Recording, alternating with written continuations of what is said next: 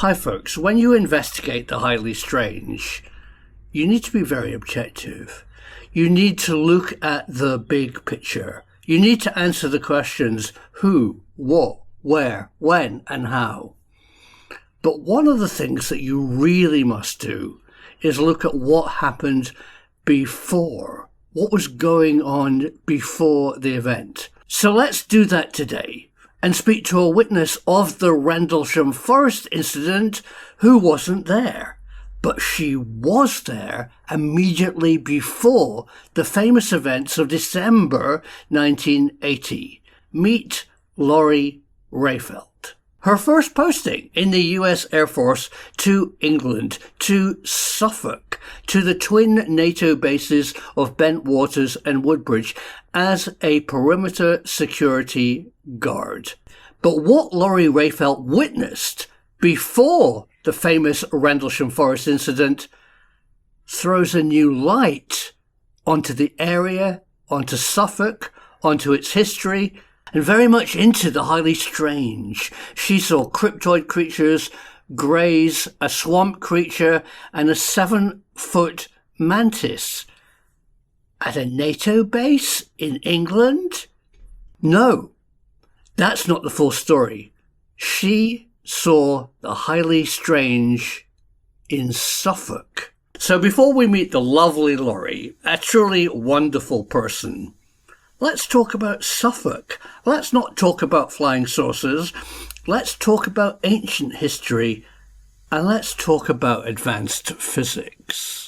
So pretty well, as a sweeping statement, every book, every article, every podcast, and every video on YouTube gets it wrong. I truly know that they get the Rendlesham Forest incident wrong because their investigation starts in December the 26th, Boxing Day, 1980. Oh no, it effing doesn't. The story begins thousands of years earlier. Ancient myths and legends in Suffolk.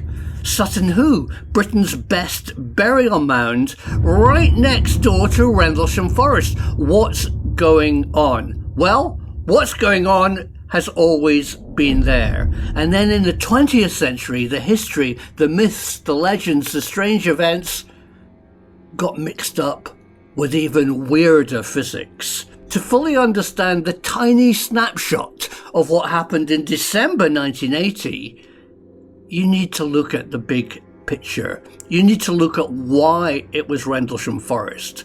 What was around Rendlesham?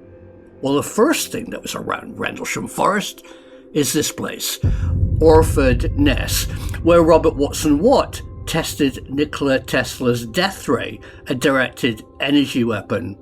By the 1960s and 70s, Cobra missed an experimental radio station and not an over-the-horizon radar as reported. Just look at the facts. Cobra Mist, if it was a radar station, was right next door to RAF Neatishead, Britain's biggest North Sea radar station. And Cobra Mist was on the same coastline as this place, Fylingdale's a genuine over-the-horizon space radar. It was never a radar. So what was Cobra Mist, and what was its relationship to the strange events that everybody talks about in December 1980? Answer that, and you understand the true nature of UAP, says Nick Pope. And I partially agree, because the mysteries of Rendlesham Forest go far deeper than a triangular UFO in the woods. They go back thousands of years, and they're connected with the weaponization of physics and the weaponization of the highly strange, because the highly strange has always occurred in Suffolk. Let's hear from Lori to get a new insight into the Rendlesham Forest incident by looking at the events that happened before. Hey, Lori, it's an absolute honor to talk to you. I have been wanting to talk to you specifically for many years. Ever since I discovered Rendlesham Forest incident, I, as a journalist, had one amazingly big question that nobody answers, and that is what happened before the Rendlesham Forest incident. And you were there before December 1980. So I want to talk about Suffolk. I want to talk about what happened in your term of duty in Britain, and then very much I'd like to talk to you about your thoughts of what happened afterwards. Very much focusing on the treatment of U.S. Air Force personnel. Is that all right? Absolutely. Absolutely. We Super. are on a journey. Uh, Laurie, it's been a journey for me because my background is very much working for PBS and BBC. And it was not until somebody, a viewer of mine, after I started a YouTube channel, said, Simon, you need to reach out to John Burroughs. And as soon as I met retired US Air Force John Burroughs, and he explained how he was injured by the Yeah. highly strange, by an effect in Suffolk, and I'll keep on saying Suffolk, and you'll find out why in a minute. That I thought, well, hang on a minute, it's not a flying saucer. This is real. His injuries were measurable. You know, the CIA doctor and Gary Nolan know what frequencies he was injured by, and that opened the floodgates for me for looking at the bigger picture of what is called Rendlesham Forest incident, because so many people, and you must get this, so many people start on the 26th, 27th of December, totally Mhm. ignoring Suffolk, which is the key player of this, I believe, and Britain, and what was happening in the Cold War at the time, and what happened before. You were there before. Oh, so when Yeah. did you? What was your tour of duty, and what did you do at Bentwaters and Woodbridge? Well, I was working in law enforcement at RAF Bentwaters, so I actually worked on Bravo flight where John Burroughs was on Charlie flight. Right. He worked complete opposite hours I did, but we did the same kind of job. We did the patrol and gate guard duty and work as a desk sergeant. But I wasn't too good at the desk sergeant job because there's too many things going on. I tend to be more linear in thinking.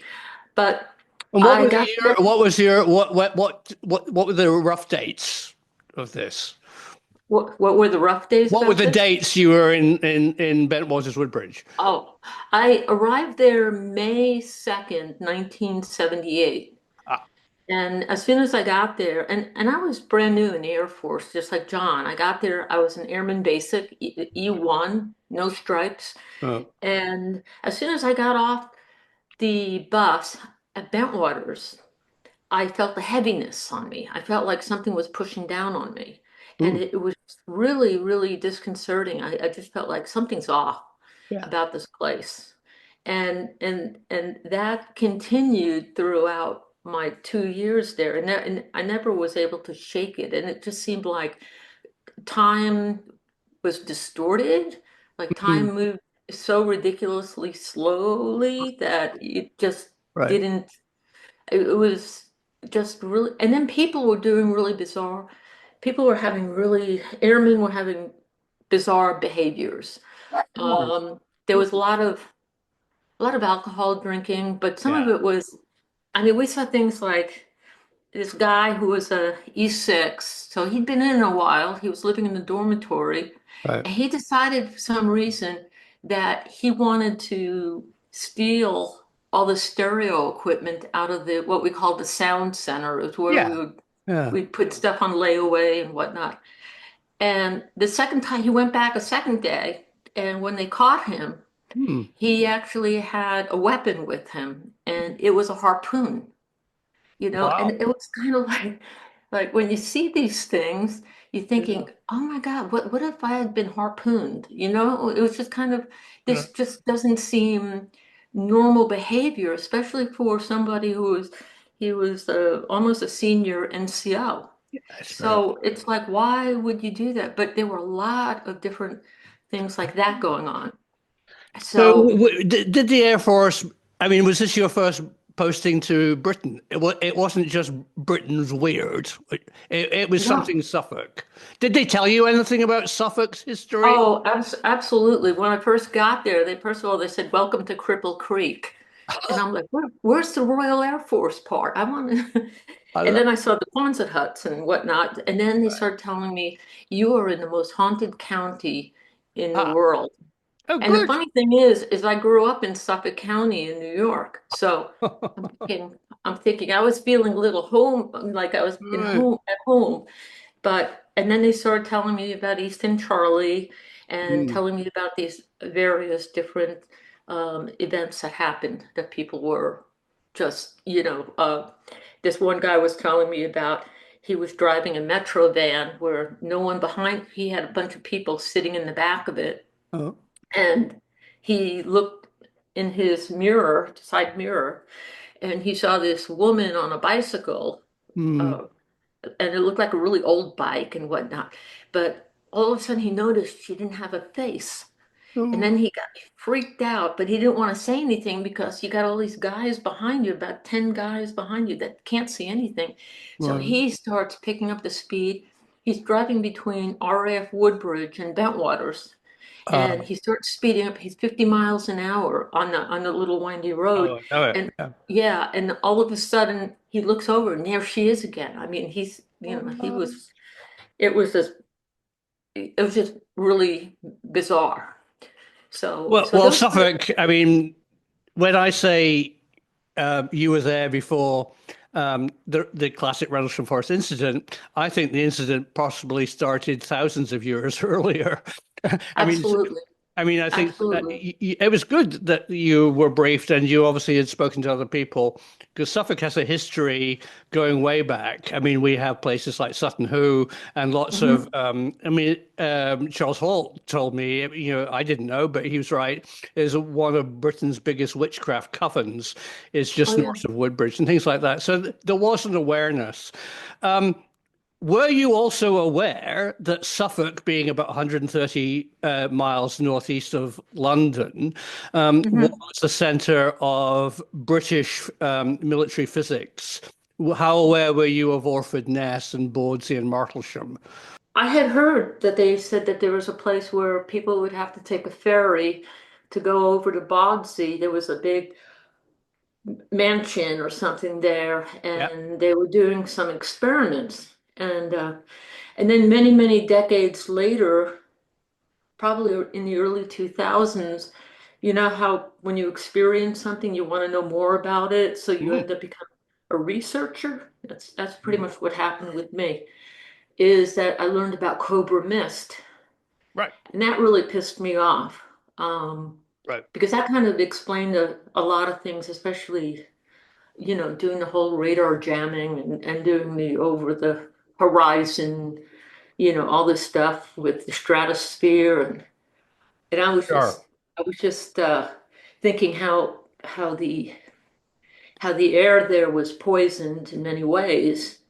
And I do believe that they had, when they dismantled the Cobra Mist, I believe that there was something that they left there that was almost like a portal or something Ah, that allowed all this negative energy right. to seem to be like a flowing right through, and it was flowing through near Rendlesham Forest onto Woodbridge Base, RF Woodbridge.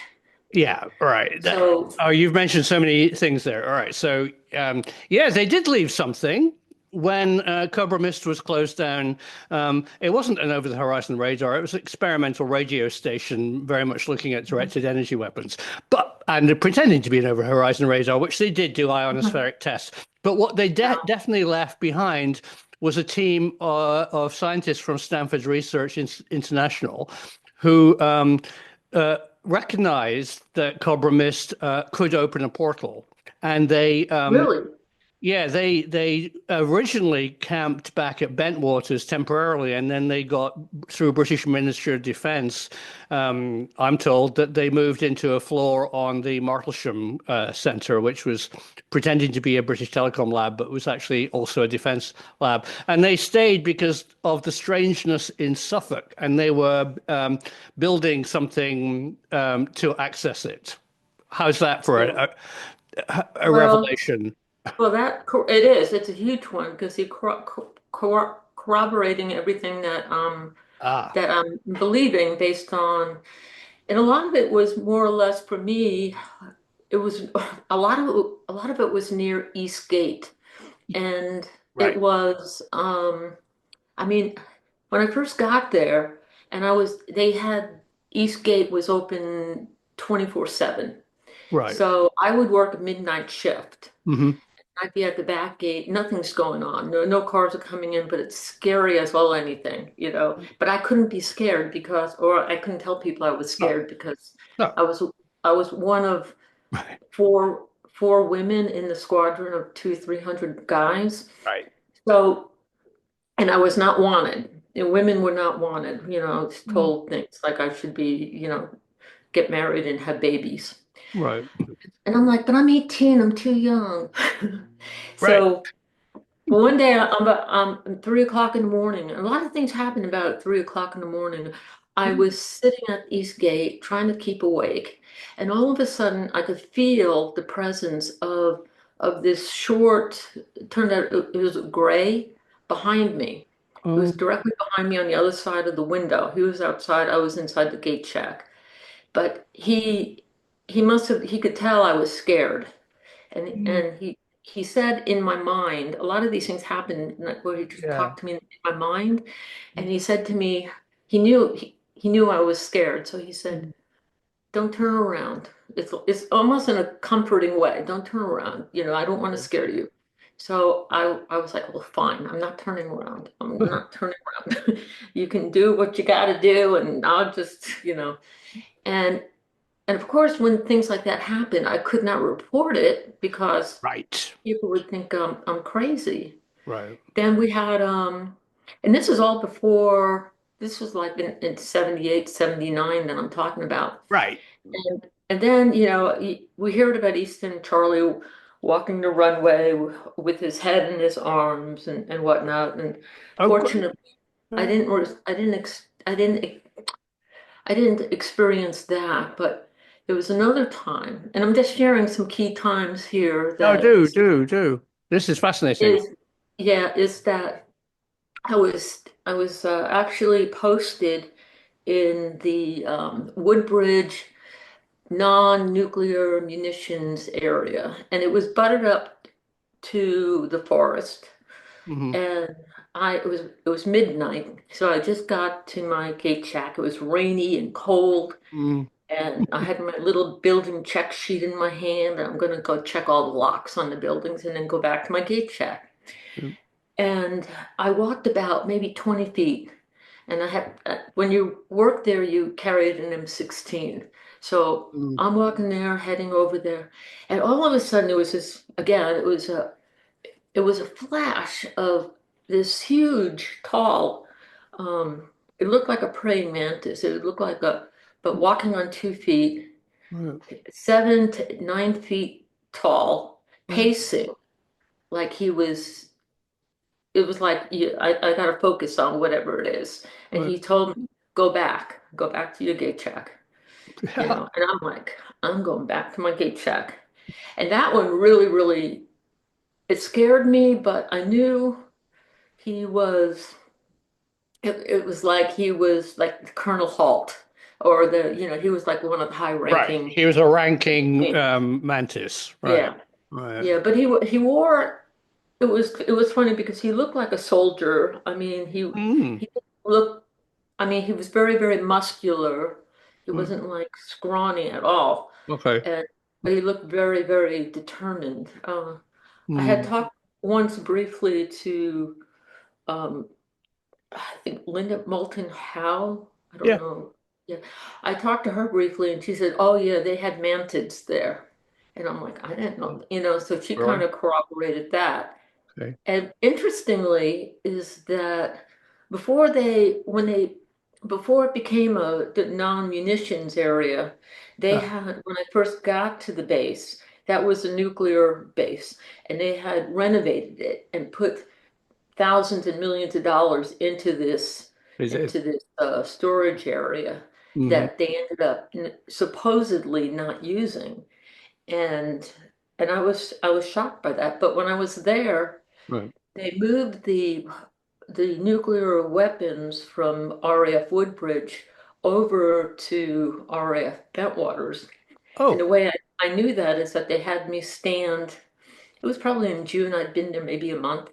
right. They had me stand um, over on Bentwaters side, very close to the weapons storage area where they keep the nuclear bombs over there. And Hmm. they told me, they said, don't turn around. You gotta, just look straight ahead, and if you see somebody running over in the field, shoot them, or whatever. Okay. And so of course I'm sitting there evaluating, would I really shoot somebody? I don't know. But I was really, really, really young. But I could feel, the cars and trucks were going behind me, and going into the weapon storage area, which I never got to actually go in the weapon storage area because I didn't have the law enforcement personnel didn't have the same credentials as the security guys did. No, I understand that. Uh, let a lot of people also, when researching the Bentwaters Woodbridge incident, tend to concentrate a lot on Bentwaters. And I think Bentwaters is actually quite open. I know what they did. I know who was there. I'm much more interested in Woodbridge. Woodbridge has Yeah. secrets. Woodbridge is the place. Everybody who researches it should be looking at the Woodbridge area. It has a Oh, history. absolutely. What did you find that? Well, you've already said that you've had encounters at Woodbridge. You found when you were stationed at Woodbridge, it was different. I mean, there was probably less personnel there. Is that right? It was more of a Yeah. Hmm. yeah. The majority Yeah. of the Air Force was at Bentwaters, Hmm. Yeah, right? there was only one place at Bentwaters that I got a really creepy feeling about, Oh yeah, was over by Ivy Lodge Gate. right, For some odd reason, the fence line, it was very close to, being off base. right. So when I drove my truck to the locks area, I was on my left side would be this fence, and with all this ivy and all this growth growing all over. So I couldn't see through it. But something told me that there was this pond in there. And all of a sudden I would get this feeling, again, that feeling that comes over me. And it was this like a swamp man who was really, really angry. And he was Ooh, trying to scare the hell out of me. And I put a sure. lot of these things in my book with pictures to give people, photos to give people an Yeah, idea. everybody read it. But I mean, yeah, we'll talk about the book, yeah, yeah. but what you're But seeing and witnessing, Laurie, I believe, is what people have seen in Suffolk. Not U.S. Air Force personnel, but Suffolk and Norfolk and Essex residents for hundreds of years. And it's Mhm. interesting the swamp story because that correlates a lot to Suffolk. Of course, was part of. It was the entry to Doggerland, where the North Sea was already, hadn't flooded, and you could walk right out and farm way out towards Germany and Holland and Belgium, Oh, and only when the sea raised. And there's great stories of floods and swamp people and all those. For some reason, Suffolk just retains this mystery. I think it's absolutely fascinating. I'm really want to jump into did you see anything which you found was almost like technology, or which was a kind of a lights in the sky or anything? oh yeah, Yeah, yeah. tell That us that that. was yeah that one.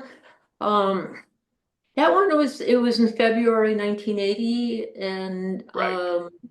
so I felt like I'd been around. Now have two stripes on my shoulder and whatnot, Oh and yeah. I'm the lead patrol, and I was with this other airman, Keith Duffield, Yeah.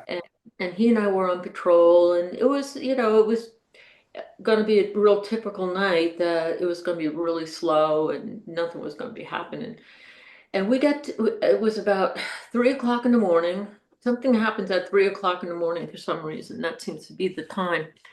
Mm. So we go out to the east gate because now the east gate was not open 24/7. Now they shut it down, and so we'd have to go out and just check the fence.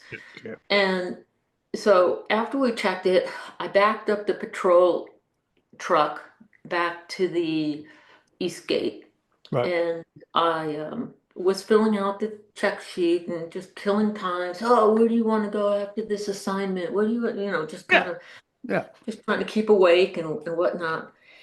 Then all of a sudden I see this light. It was kind of oval looking. Um, it the light kind of looked. It was over the North Sea, Right. so So it it was was east of you. You were quite yes. close to runway 27, which is a westerly runway, and it was to the Hmm. east, and it was probably we're only about a couple of miles from Orford Ness and the North Sea. Hmm. So Hmm. yeah, so it was in the sky and it was to the east. Yeah, and it was approaching the runway. I Oh, mean, we okay. had a runway there, so it was kind of like that makes sense. And I started talking to Keith about, well, let's make sure we have all the papers because they're probably coming from Simbach, Germany or something. Right. But no one gave us a heads up that Hmm. we were getting any aircraft coming in. So that was a little puzzling, but things happen. And then as it got closer, and I'm talking about now it's technically over the fence on Okay. our Yeah. side, but Mhm. not quite near the runway yet. Sure. Um, all of a sudden, I just kept looking over at the lights and waiting for the blue lights to go on, Right. and it didn't go on. And then it did this geometric movement. It just went up, down, Oh, left, right, as if it was figuring out something like we've been spotted. And then it kind of did like a throbbing, and it burst into three pieces and did a low arc really close to the runway, and then it went up into the night sky. And at that point, I yeah. was looking at I was looking at Keith, and I said to him, I handed him the radio. I said, "You got to report this," Yeah. because there's no way I wanted to report it, but it did fly over. It was over the runway, It was and over the fence. It was on the runway parameters. The pilot control lights or runway lights didn't come on. And it's, mhm. yeah, no, you need, yeah, I mean, if something happened that right. I didn't report it, that would be huge. So Yeah. I didn't feel obligated. So he handed the radio back to me. He said, "You're the lead patrol. You do it." Right. So yeah, I get on the radio. I'm like, "Police control. This is police four. Right. I be advised." And the guy Alan Cohen, who was on the desk, Right. he said he said, "Rehfeldt, go on the landline." And I said, "Oh, that's smart." Oh, So yeah. I'm Right. not broadcasting to everybody. So I get on the landline in Eastgate, and he said, "What's going on?" And I told him. I said, "This plane, and it did these geometric movements. Didn't make any noise. I mean, and it flew over the base." And then he said, "Well, go to the air tower and see, maybe they saw something, maybe they got something on radar." So I went over there, and I just remember it was a really, really, really cold day and a cold night. Right. And I remember climbing the steps. The steps were on the outside of the building, climbing the steps and getting to the door. And it was one of these heavy metal doors that if you knocked on it, they couldn't hear anything. So I had to kick it a bunch of times to Right. get him to open the door.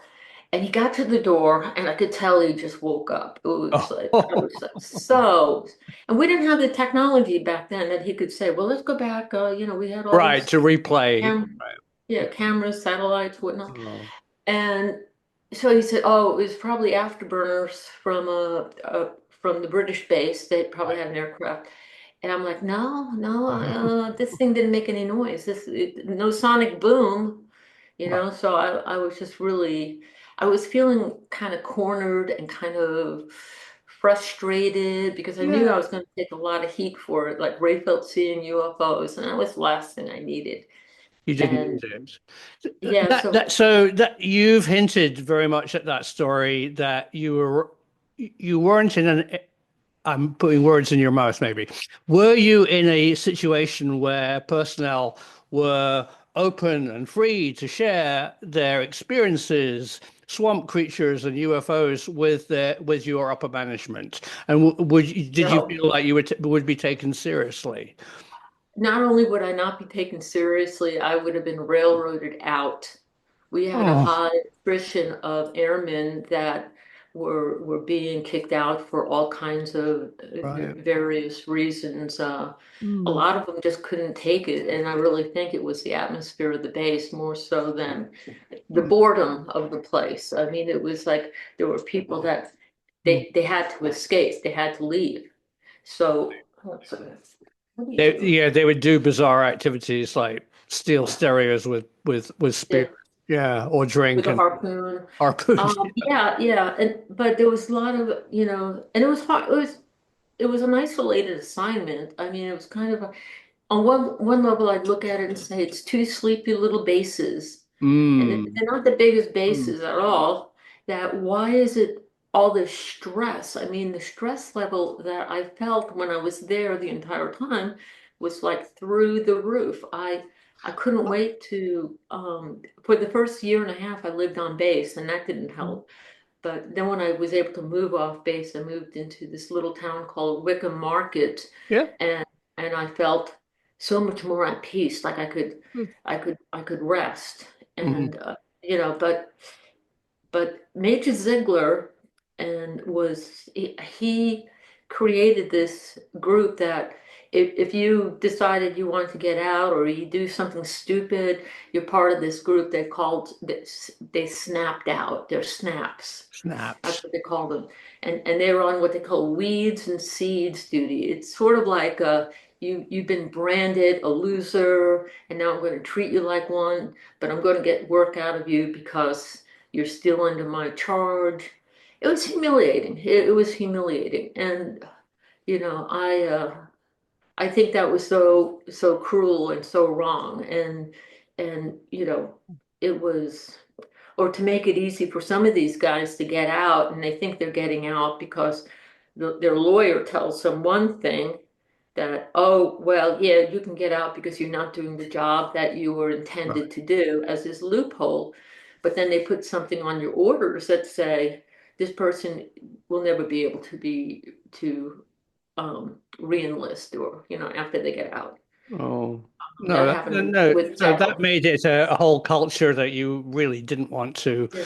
report But things. but you couldn't, yeah, you couldn't be curious. You couldn't Right. be, Right.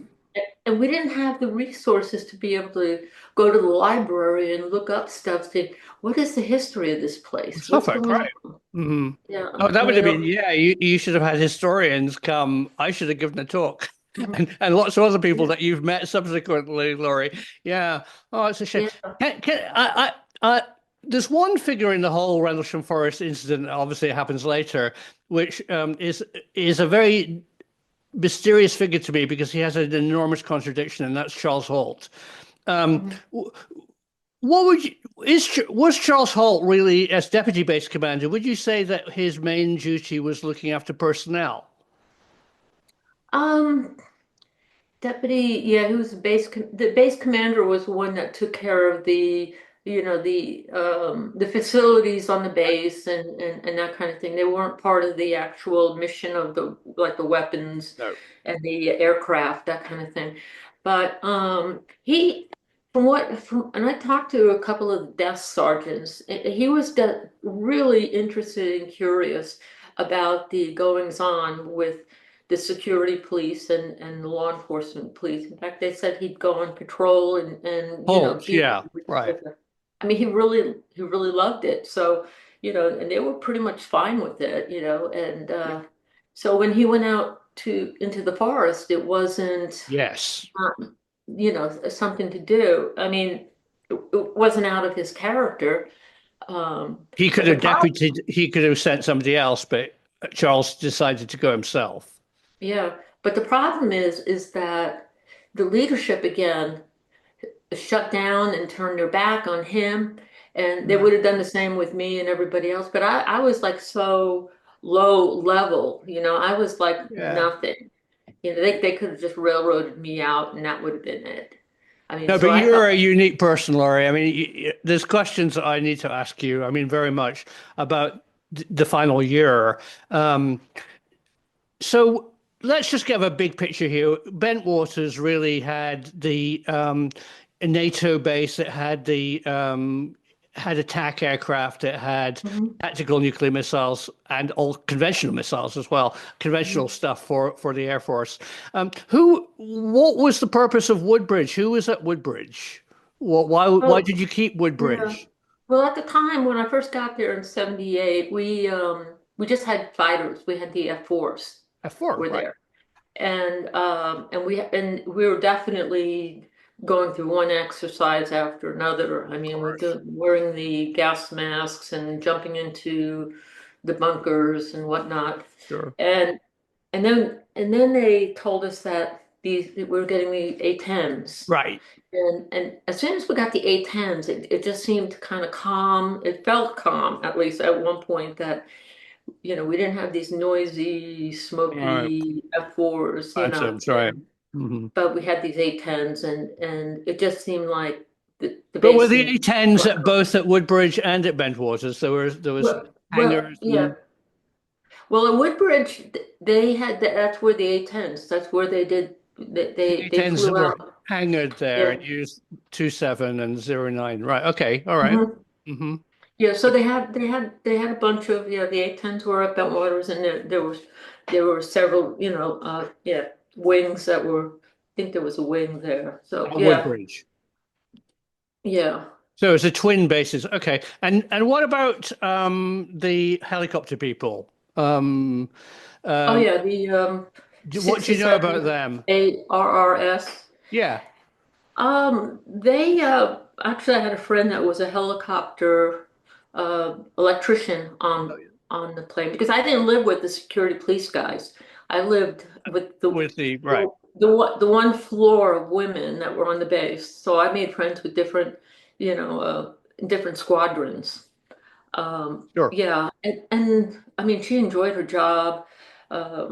You had I mean, they would go out and do exercises where it's in the winter time, and you could kind of see the flares out by the North Sea Uh, going down, and you knew they were jumping in the water and doing the stuff. But I and didn't their have. main, were you told that their main job was recovery, really? They were USAF, USF, or Europe's North Atlantic recovery, space recovery, downed Mhm. aircraft recovery, airmen recovery.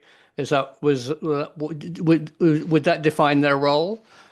Yeah, yeah, I would definitely say so. There was one gentleman who I did talk to that um, he wrote a book about it. Let me see. So hang on one second.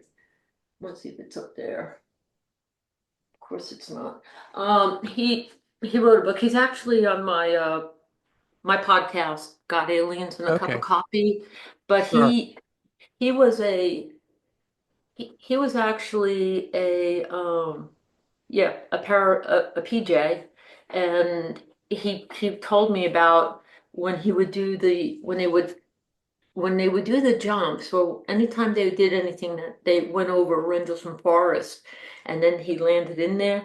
Yeah. He said that people say, well, you can see lights and whatnot through the forest. And he said, no, you cannot. It is pitch dark. Right. So, I mean, so he kind of corroborated that. If anyone saw any light, I mean, to say it was the Right. lighthouse, it was like, no, no, don't even think that. But as for what happened in December Mm. was just really yeah, it was very unique, but it made a lot of sense to me. It made sense to me Right. Why of did what why did it make sense? I mean, you were there. Take us through that year.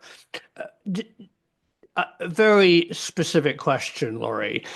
Did you get the impression from your department that there was a project, a mission, something leading up to what happened in December, where the people off base had arrived? Was there unusual aircraft activities? Tell me anything that happened in 70 in 78, isn't it? Yeah, sorry. That actually led up to the December.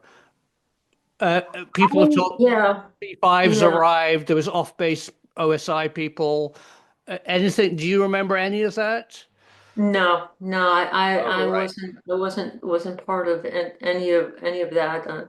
I talked to one gentleman, Steve LaPlume. Now Well, he had been talking to them. I think what happened was that anyone that was showing any curiosity, though, of what was happening at Bentwaters, all of a sudden, they were planting, say, marijuana oh, in their dormitory or dormitories. something. They were trying to get them out. So it was like once you got that that spotlight on you, and they didn't want you there.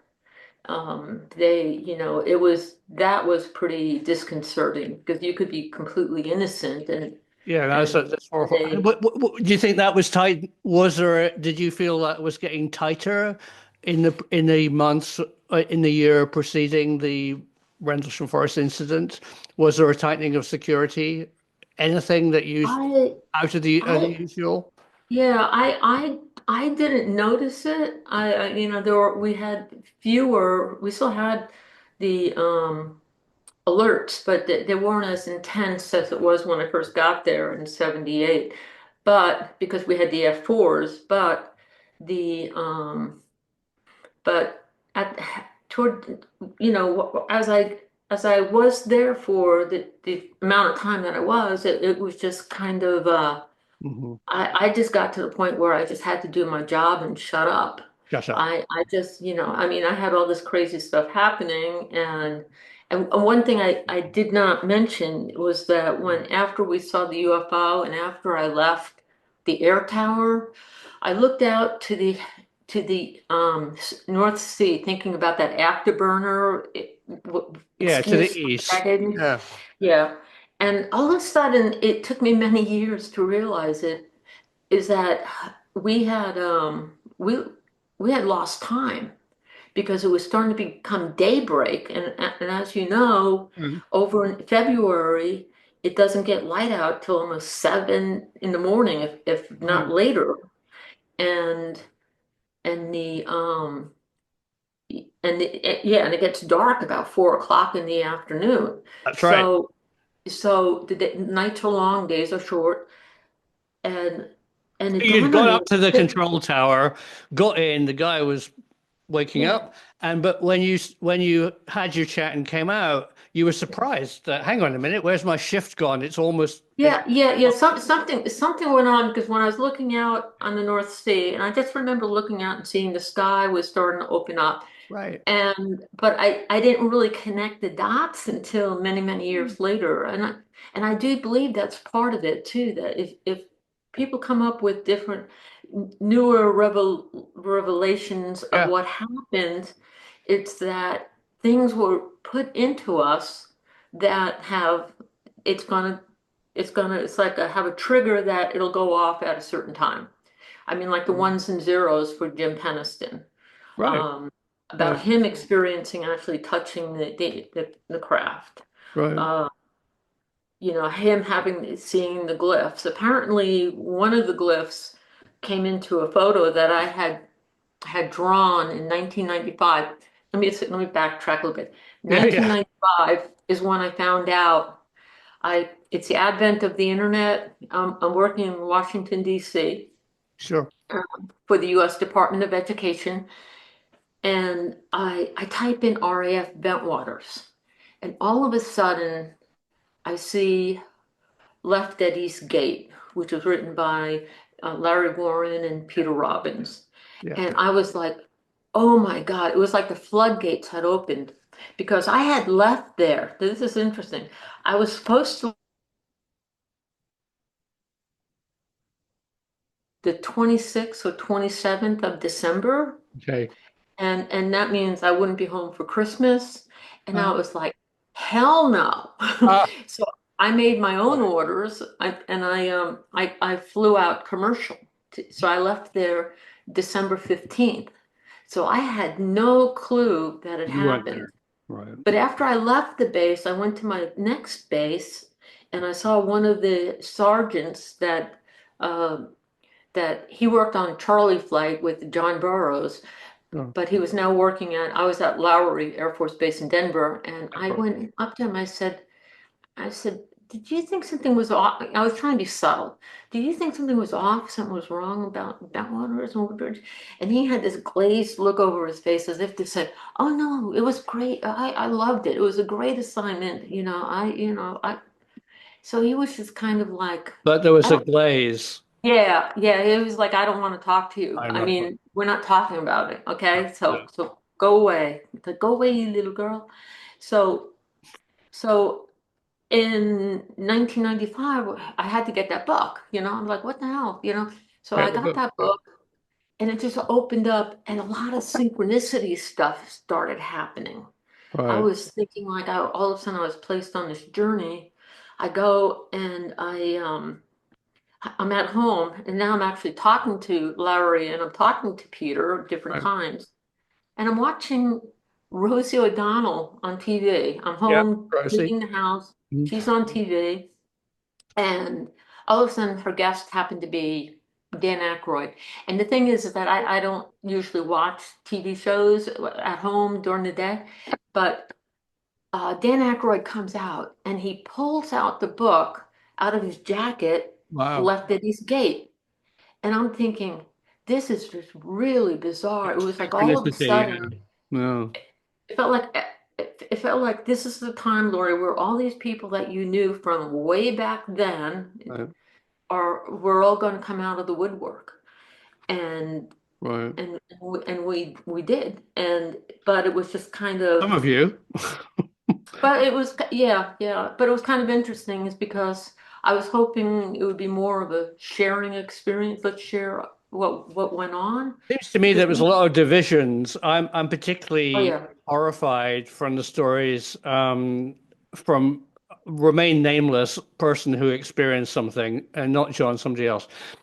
His treatment by in interrogation post the Rendlesham Forest incident mhm, really hurt him. He was threatened. He was, and oh yeah, it was very seriously talked about. I mean, I really worry that U.S. Air Force personnel were potentially put in harm's way. I mean, that's yeah, quite a big statement because I think people knew Suffolk, they knew the physics of what was going on at Bawdsey, Martlesham, and Orford Ness. They mhm, knew that it was a Cold War. They knew it was the early days of SDI, Star Wars, and experiments were going on. And they knew that strange things were reported. Why? And then when it did happen in a big explosion, although you've had lots of mhm, incidents, those people were threatened. I mean, they were physically yeah. threatened. What's your Mhm. view on the interrogation of your friends? It just seemed to be, it was the same hostile Right, environment that we were already in. I mean, it was always like, shut up, suck it up, right. don't say anything, and if you did, or if you questioned anything, it was the same exact thing, except that they included, I guess, having the sodium pentothal or something, the shots, the truth Yeah, shot. truth drug. Yeah, But and but and threats as well. I mean, yeah, psychological yeah, threats against yeah. personnel and family. That's what I'm hearing. Well, And well, I'll tell you. who do you think did it? I mean, what you were part of security and policing? Was there a OSI on base team that you think it was them who did that, the interrogation? Well, from what I read through, say, Left at East Gate or different places, they had people coming in from different areas. I think the CIA and Right. NSA or something. But they had their core group, the Office of Special Investigation Yeah. people were there on base too. So, Right. but I think they had people also coming in from like some naval guy who came in from I think from MOD or from, but it was as if they all knew something from based on Right. what I They observed. But wanted I people was, to be quiet. They wanted to yeah, change their story. I mean, yeah, I really question people's stories because it seems, is it their story? Did it really happen?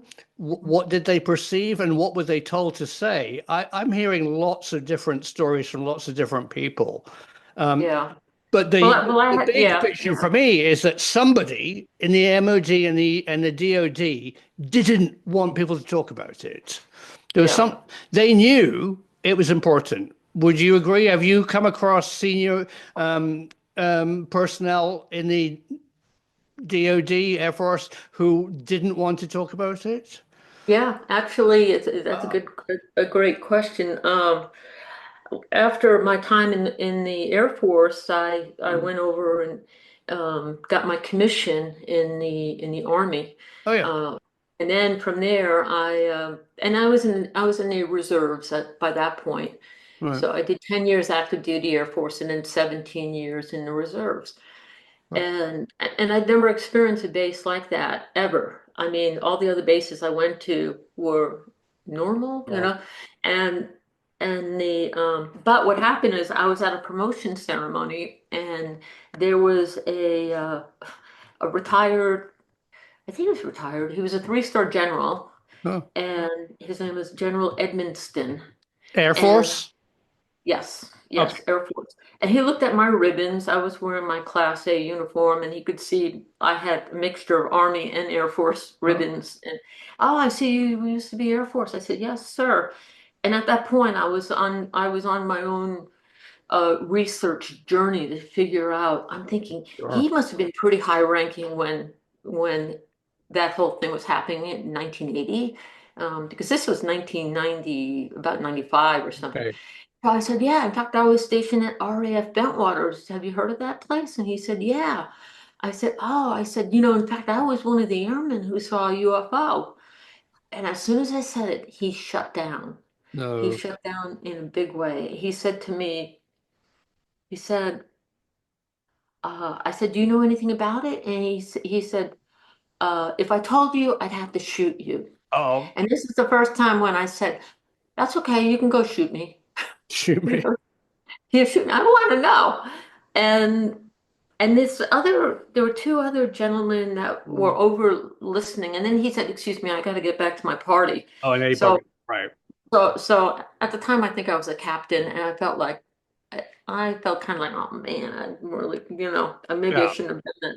Then these two guys, it turned out to be electrical engineers, Oh and they yeah. worked over at a naval base near DC. And I think they were doing experiments there. Right. And this one guy said, they found something there. And I'm like, oh. And he said, yeah, in fact, we're using it right now. It's a material. It was like these sticks, these rods Wow. that are made of some kind of a plastic, but it can take really high degree of heat. It's very light and it's not indigenous to Earth. So I'm thinking, wow, now this is starting to turn into the X-Files. I'm thinking, Definitely. yeah, no, no, it was it I was it know. was very enlightening, and I'm thinking, I'm just thinking this is just crazy. But And at have you that ever time, had anybody warn you off? I mean, have you been on a show or contacted somebody, or have you in your reserve career and retired, apart from that U.S. Air Force general who obviously stonewalled you, horrible. yeah, yeah. Were you ever told by anybody not to talk about what you saw? Um, no, Okay, no. good.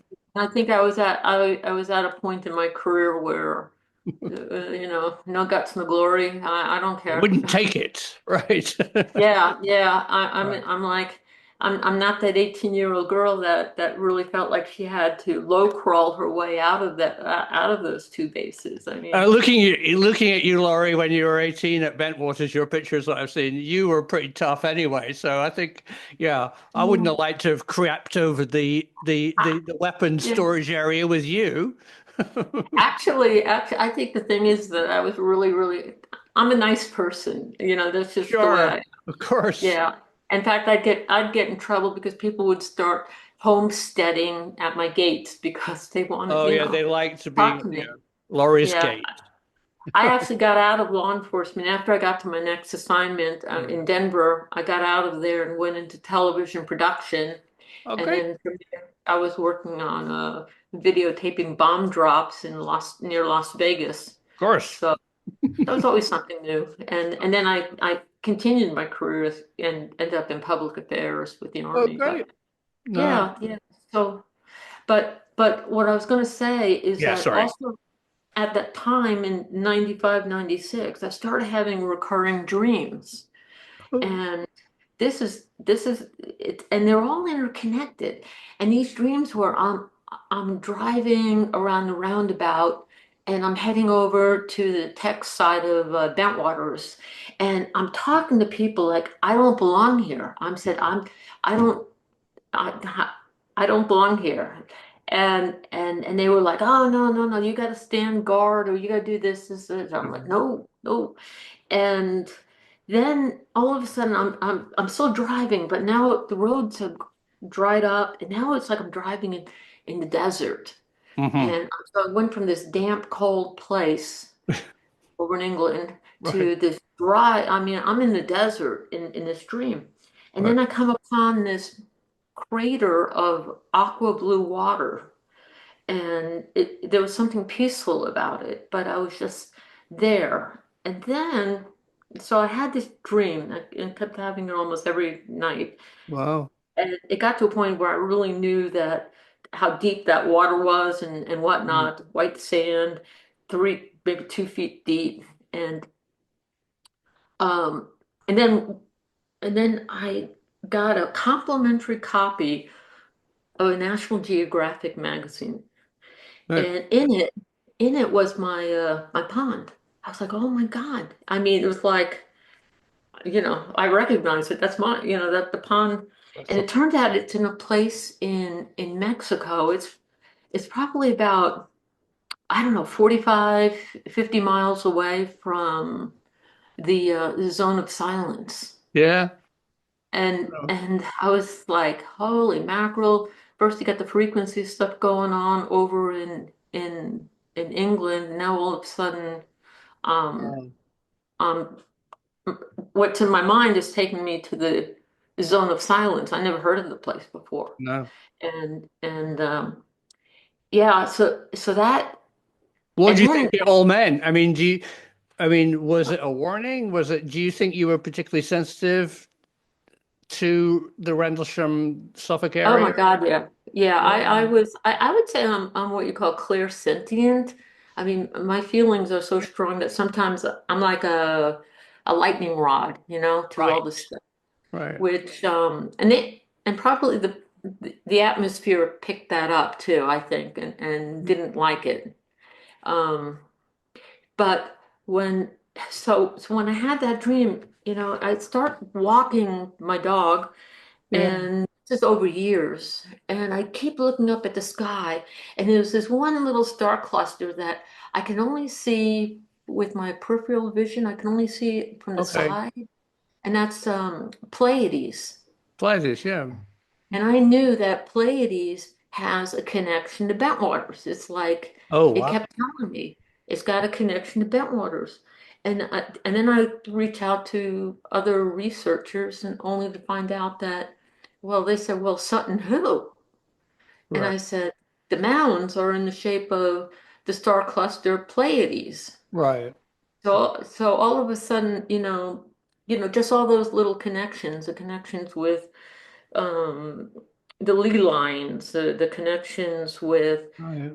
parallel lines with Gaza, the pyramids or Bermuda Triangle. I mean, they all intersect. I mean, there are all these things that Sure. intersect that that area, that sleepy little area of Rendlesham Forest is a hotbed. I'm going to go way deeper than you expect. Yeah. Yes, the ley lines, everything that you've just said is connected, I think, with Suffolk, because I think it was weaponized. I actually think that the area there had been known about, well, for centuries, but experimented in that area. If you go back, we've got Robert Watson Watt with his Hmm. radio direction finding, which of course later became American radar. You've got Robert Hmm. Watson Watt working on Nikola Tesla's death ray. At Bawdsey, you've got directed energy weapons. Cobra Mist was just one giant lie. It was an Right. experimental radio station that did anything, specifically ionospheric research, but from what I'm hearing from radio experts, some people who worked there, that it was a non-nuclear EMP, electromagnetic pulse device, and that it sadly might have unleashed something that which was already in Suffolk, and that became of great interest. And I think at the time that you were there, the activity was higher than normal. Hmm. If you went there in the 1960s, less Cold Warish or 50s, it would be weird. But by 1978, 1980, it was stepped up to a point where people were physically weaponizing the phenomenon Wow. for a military or a research application. Military, I believe. Oh my God. Um, Because you I'll tell walked you right into it. because I'll tell you one thing that happened to me physically was that Yeah, at one point I had been there maybe 9 months, if that long. right. It's like it just completely changed my body. I lost all my stamina. I Oh, mean, it was crazy to think that to get up out of a chair to right, go out on the gate right. tack and wave a car on, it was like it took a lot of effort. And again, because of the gravity was pushing down on me. Wow. And then I had gained a lot of weight, and it Right, wasn't. In fact, when my mom went to see me, my mom came to visit me, and she passed me in the airport. She didn't even recognize me, and I right, was like, "Mom, it's me," and she's like, "Oh, okay." right. But I actually took her. This was about 3 months after the UFO sighting. My mom came to visit me, and I took her on the base Right. and driving around and showing her the sights. Not that there was much to see. As soon as we got done, I noticed she was just very, very quiet. She was very, very quiet. She said, and then we got off base. We got back to my flat, and she said, "Lori, I got to get you out of here. There's something wrong. There's something wrong with the plane. I don't know what it is, but they're watching you too. In fact, I feel it even in your house. Something's going on. They're watching you." And I'm thinking, oh my God, my mom feels it. I mean, the fact that she's feeling what I feel, Right. although I didn't feel it off base, but it was still she felt like I was being watched, and And she'd visited you on duty. She's visited you on duty in other bases, and it was only Suffolk, Bentwaters, Woodbridge that she had that feeling. yeah, it was an alarm went off. It was like an alarm went off, and Right. she Right. her level of sensitivity. I mean, even before she passed away, she would you Mm. talk about. I'd say, "Remember the time you went to visit me at Bentwaters?" And she'd go, "Oh, oh," She Yeah. felt it, and that made another corroborating what I experienced, and that kind of Sure. thing. Well, you're And then not when alone. I mean, a lot of other people feel the same. Certainly, John Burroughs has talked about time dilation, and Jim Peniston, and it seems to be that is it non-human intelligence? Is it the area, or is it a weapon system that they might be experimenting? I mean, it was the height of the Cold War. In Britain, the new big change of government had Margaret Thatcher and her Defense Secretary John Nott were dead keen to get American money from this enormous new SDI fund. And they had stuff that they wanted to share with the Americans, and it was in Suffolk. I mean, Hmm. is it related to what you saw and what happened later in December 1980? I don't know, but it seems more than a coincidence. The more I, as a researcher, have looked into it, the questions that I've asked that a lot of people don't ask is a simple question. It's like, why, where is Rendlesham? And then when you ask that question, it's a scrubby bit of woodland. Oh no, it's Hmm. not. It's a very specific place, and you can do a triangulation between MOD and US Air Force bases and labs. And then when? That's such a good question. Well, December 1980, or that height of the Cold War, when the Cold War was particularly hot, there was experiments going on with that type of physics, and I really think that they unleashed something. I don't think it was entirely man-made. I think there's always been something in Suffolk, as you say, Sutton Hoo, Hmm. strangenesses have always been Hmm. there, but I really think that place was chosen. Yeah, yeah, yeah. And it's just really odd to think that who knows, maybe we were chosen to go there at that time, I Well, don't know, but I just yeah, it's just the thing with it is that it stays with you. It stays with you. That time frame, impression.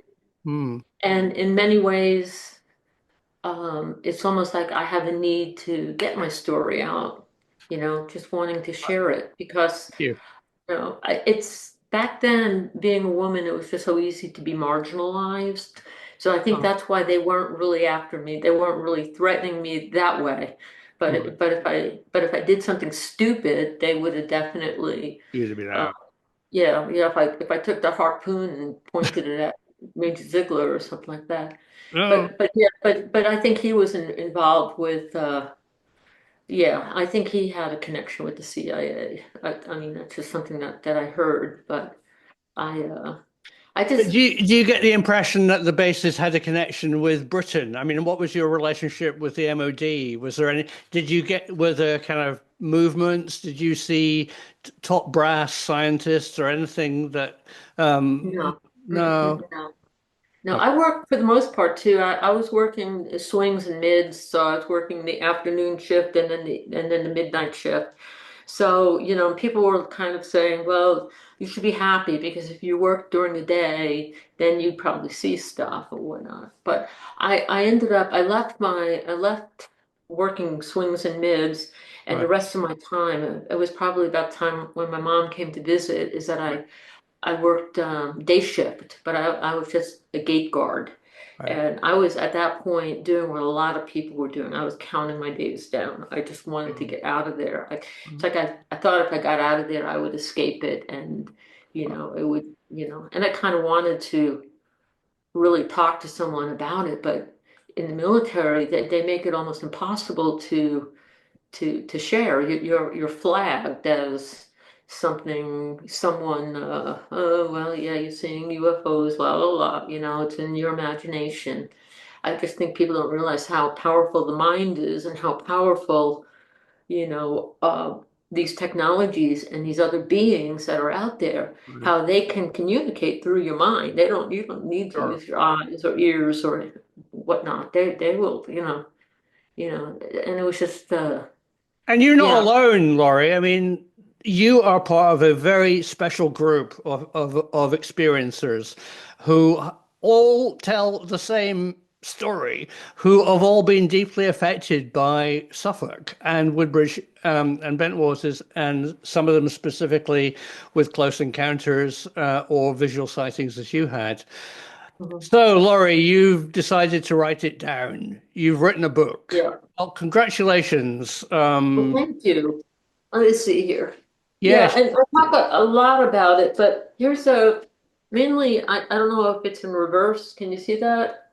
No, because if you're keying Ah, of your oh, world, it's keying the cover. Hold it in front of your T-shirt. Yeah, there you go. Rendlesham. Yeah, yeah. Lone Ranger. Right. yeah. And And it's that's actually a photo that I took of myself out at oh right. Eastgate. That's That's me at Eastgate. Eastgate. Right. Yeah, and Now I I've just looked at it. Thank you very much for sharing it with me. There's some great stuff in it. yeah, Mantis and person. that's the mantid Right. there. I don't know if you can It's see it. full of fascinating things, folks, and but it's also very much in context of Laurie's life Yeah. and what she's done from her childhood through the Bentwaters Woodbridge days, and sums it up absolutely beautifully. It's Oh, well worth reading. Thank you. oh, And thank you so you're much. one of the few people that don't start the Rendlesham Forest incident in December 1980. Yours goes back and leads up to that point. Oh And yeah. you know, that big question, what happened before, is so important to understanding what actually happened at the key events. So Yeah, thank you well, for writing it. I do appreciate it because I felt like I mean the attrition level of the security police was ridiculously high before the whole incident happened. I Was mean, it? we had like hundreds of airmen that were just being processed out. And I mean, we had this one guy that I worked with that I really cared about. His name was Dave, and Dave. Dave, one day he couldn't take it anymore. He was out at Butley Gate, the other back gate of Bentwaters, Yeah. and he saw some paint rags in a trash can, and all of a sudden just decided, I don't know how or why he even had a lighter, but he lit up this trash can that happened to be very close to the POL site, the petroleum site. Yeah, I was POL. like, Yeah. God, Dave, you could have you could have blown That's up the not base. good. Yeah, yeah, but it was just almost like Yeah. Right. it was almost like a cry for help. You know, there was a lot of that, a cry for help. And, you know, it's just, Hearing that from you, I mean, you saw things you didn't have many people to share it with, but in a more kind of typical male world, we tend to cry for help in strange ways with narwhals and spears and setting POL Mhm. bases on fire. Yeah, no, I. It sounds like that place really did have a strong effect on pe personnel. Yes, Strange, I strange. know, I know. Well, Do you have any? thank you very much. I think this is going to be the first of many because I've got some follow-up questions that I will go to privately ask you. And I'm very interested Okay. to hear what you want. Will have to respond to them. But I think viewers, Laurie, honor to join me on this Well, thank interview. you. No, no, thank you very much. And I think, as I say, people think what happened first. Ask the big questions: who, what, where, when, and why, and don't just look at the narrow picture. And I think it will throw up interesting people like Laurie, Hmm. who actually saw and experienced things before the main event in December 1980. So, Laurie, thank you very much. And it's all in Laurie's book as well, so available on Amazon, link in the description. So, Laurie, thank you very much. Well, thank you. You It's been said an some very honor. interesting things. Yeah, I've watched several of your videos and I've just been really impressed. And Thank you do you. it in a really humanistic way, and it just makes it really interesting, almost a cliffhanger way. It's like you're not going to believe what's happening now. Yeah, Pause. well, as I said I love at it. the beginning, I was, I'm not really a big flying saucer fanboy. And when meeting John Burroughs, serious chap, and knowing his injuries, and then speaking to other people who had nasty interrogations, and you with the effects on you and your psyche and the things that you've seen, this is one of the world's most important events. Something strange happened at Woodbridge Bentwaters in Suffolk, England. Absolutely. Yeah. Absolutely.